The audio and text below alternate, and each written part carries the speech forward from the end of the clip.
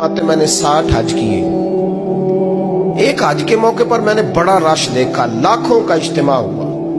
मेरी बातों की समझ तो आ रही है ना आप दोस्तों? जो नहीं बोल रहे उन्हें भी आ रही है ना? अल्लाह जज़ा दे। कहते लाखों का मजमा था तो मेरे दिल में ख्याल आया, मैंने कहा अल्लाह इतने लोग आए हैं, इनका हज कबूल भी हुआ है कि नहीं? फरमाते मैं सोच रहा था तो रात को ना ख्वाब में मैंने किसी कहने वाले को कहते हुए सुना कि सबका कबूल हो गया। बल्ख का रहने वाला मोहम्मद बिन हारून बल्खी है, उसका हज कबूल नहीं। फरमाते शहरों के अलग-अलग खैमे लगते थे। अब भी आप हज करने जाएं तो पाकिस्तानियों की रिहायशें अलग होती हैं, इंडियन की अलग, बांग्लादेश के अलग, मिस्री, यमनी, सब लोग अलग-अलग रिहायशें होती, झंडे लगे होते हैं मुल्कों के। कहते मैंने सवेरे उठ के ढूंढना शुरू कर दिया, ढूंढता हूँ वो बंदा मिले। कहते जहां बल्ख शहर के लोग रहते थे वहां चला गया तो मैंने लोगों से पूछा तुम में मोहम्मद बिन हारून बल्खी कौन है?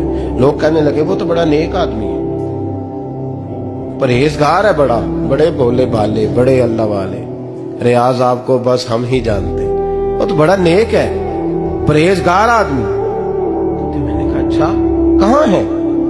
उन्होंने कहा पहाड़ के पीछे उसने खैमा लगाया हुआ है, सारी रात इबादत करता है, सारा दिन रोजा रखता है, कायमुल लैल है, साइमुद दहर है। क्या बात?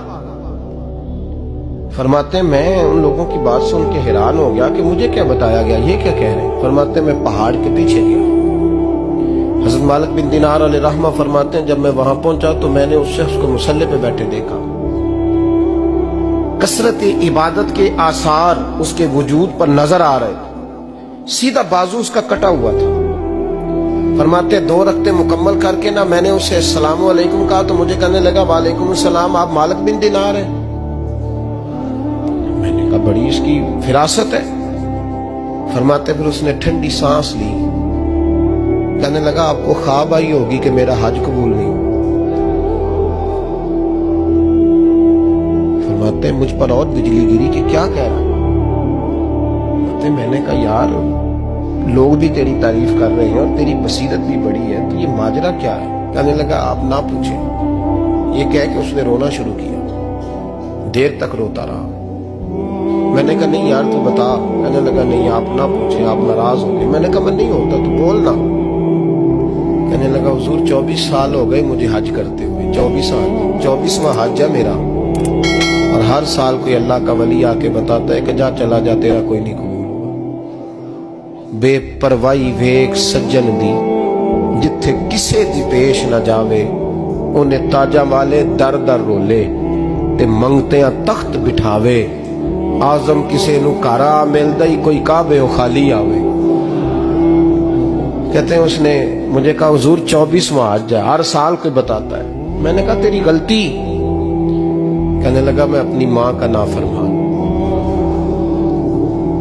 मैंने कहा वाकया क्या हुआ? कहने लगा हजरत अल्लाह ने मुझे दौलत दी, माल दिया, जमीनें दी तो मैं अय्याश हो गया। इमाम मालिक बिन दिनार रहमतुल्लाह अलैह फरमाते हैं मुझसे कहने लगा पैसे आए तो मैं अय्याश हो गया।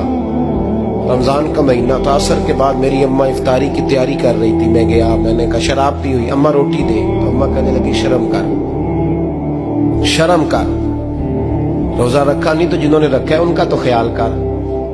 कहते अम्मा की बात का मुझे गुस्सा लगा। मैं कहा करता हूं बदनसीब है वो बेटा जिसका बाप उससे बात करते हुए डरता है कि पता नहीं कहां से बोलेगा। बदनसीब नहीं वो बेटा जिसकी माँ उससे बात करते हुए सहम जाती है कि पता नहीं कौन सी बोली बोलेगा। बदनसीब नहीं कि माँ बाप भी जिससे खोल के बात ना कर सके। हजरत मालिक बिन दिनार से कहने लगा अम्मा ने जब कहा ना शर्म कर तो मुझे गुस्सा आया, मैंने माँ को थप्पड़ मारा और मेरी माँ जलते हुए तंदूर में गिरी। लोगों ने मुझे पकड़ के अंदर बंद कर दिया कमरे में। सारी रात मैं शोर सुनता रहा पर नशे में धुत रहा। सवेरे आंख खुली तो मेरी बीवी बैग बांध रही थी। मैंने कहा कहाँ जा रही हो? कहने लगी जो माँ का नहीं बना मेरा कैसे बनेगा। मैंने कहा मेरी अम्मा का वो तो लोगों ने रात को ही दफन कर दी जनाजा पढ़ के। तड़प के कहने लगा मुझे क्यों नहीं बताया? तो कहते हैं लोग कहने लगे तेरी मरती हुई माँ कह गई थी इसे मेरा मुंह ना देखने देना। میرے جنازے کے قریب نہ آئے. حضرت مالک بن دینار فرماتے ہیں جب اس نے یہ بات سنائی تو میں نے بھی اس کے منہ پہ تھپڑ مارا. میں نے کہا تو اسی قابل ہے. کہتے ہیں وہ رونے لگا, حضور دعا کرے اللہ مجھ سے راضی ہو جائے. کہنے لگا جب ماں کی انتقال کی خبر ملی تو میں نے کلاڑی لے کے وہ ہاتھ کاٹ دیا جس سے ماں کو مارا تھا. میں نے ساری جائیدادیں خیرات کر دی. 24 سال ہو گئے, 24 سال. ساری رات نماز پڑھتا ہوں, روزہ رکھتا ہوں, حج کرتا ہوں, پر ہر سال کوئی آ کے کہتا ہے جا دوڑ جا تیرا کوئی نہیں قبول ہوا. حضور دعا کرے مالک راضی ہو جائے. فرماتے میں تھپڑ مار کے آ گیا. میں نے کہا تجھ سے راضی ہو جائے اتنے ظالم سے. امام مالک فرماتے رات کو آ کے سویا تو مجھے خواب میں رسول پاک کا دیدار ہوا. تو نبی پاک علیہ السلام نے فرمایا مالک تو اسے مایوس کیوں کر رہا ہے, اللہ تو بڑا مہربان ہے. کہا حضور ماں کے نافرمان کو معافی کیسے ملے گی؟ تو امام مالک فرمانے لگے نبی کریم نے فرمایا جا اسے جا کے بتا دے تجھے قیامت میں تیری ماں کی وجہ سے بخش دیا جائے گا. کہا حضور اماں کی وجہ سے کس طرح؟ تو محبوب فرمانے لگے اس کی ماں قیامت میں اس کے خلاف مقدمہ دائر کرے گی رب کریم کی عدالت میں. اے اللہ میں نے 9 ماہ پیٹ میں رکھا, درد سہ کے اسے جنا, جگر کا خون پلا کے پالا, اور اسی نے مجھے قتل کیا. رب کریم اس کی ماں کا مقدمہ سن کے کہے گا اٹھاؤ اس کو دوزخ میں پھینکو, اس نے ماں جلائی تھی اسے بھی جلاؤ. محبوب فرمانے لگے جب پکڑ کر کے مالک اس کو محمد بن ہارون کو لوگ لے جائیں گے نا جہنم کی طرف, ابھی فرشتے گھسیٹیں گے ہی تو پلٹ کے پھر اماں کی طرف دیکھے گا, اور دوسری دفعہ پھر گھسیٹیں گے تو پلٹ کے دیکھے گا, اور تیسری دفعہ پھر پلٹ کے کہے گا اماں یہ مجھے جلانے لگے, اماں یہ جہنم میں پھینکنے لگے. میرے حبیب فرمانے لگے وہ جل کے مرنے والی ماں وہاں بھی بول پڑے گی, کہے گی یا اللہ چل میں نے معاف کیا تو بھی معاف کر دے. اے اللہ میں نے معاف کیا تو بھی معاف کر دے, اللہ تو معاف کر دے اسے.